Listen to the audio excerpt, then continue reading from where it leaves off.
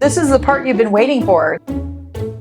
The funds are transferred and the title's exchanged. But before that happens, the buyer has to finish their qualification process. They will probably have one final underwriting that they have to go through. That requires them to still have a job. Everything was the same as when they started the process. They didn't go out and buy something big or anything changed on their credit. That is done. Underwriting then clears the file. It's called clear to close. And then that is the final step on the lending process. Then what happens is title requests the fees from the lender, meaning lender fees, essentially like how much they charge, like a point. They might charge a point to just do the loan, and then any fees that are associated with giving the loan. Those fees are collected from the lender, and then they also will collect the final fees from the HOA and any other sources that are out there that may need to be paid off. Sometimes I've even seen people pay off cars, sellers pay off cars. They may collect that information from the title of the car. So you guys have to remember why we use title, so that they are clearing everything, making sure the job is done and there's nothing left to do for the seller at the end of this. When they receive all that information, they now bring you what's called a settlement statement, and that's going to have the seller side and the buyer side, all of the fees that are associated with the purchase of this home. There will be debits and credits on each side, so whatever we negotiated in the contract, that will show up on this document. Now here's the thing, not just the lender's looking at that, not just the title company. We're looking at that settlement statement to make sure there was nothing missed before it even gets to you, because at the end of the day, you're going to want to look at it and make sure everything lines up, including what the lender has told the buyer. Is going to look at that too and make sure that their interest rate, all that stuff is correct. Once that is done, now the title company prepares the documents for both sides. There'll be a seller packet and there'll be a buyer packet. They will need to have notarized and signed. Here on our team, when you use our title company, they will send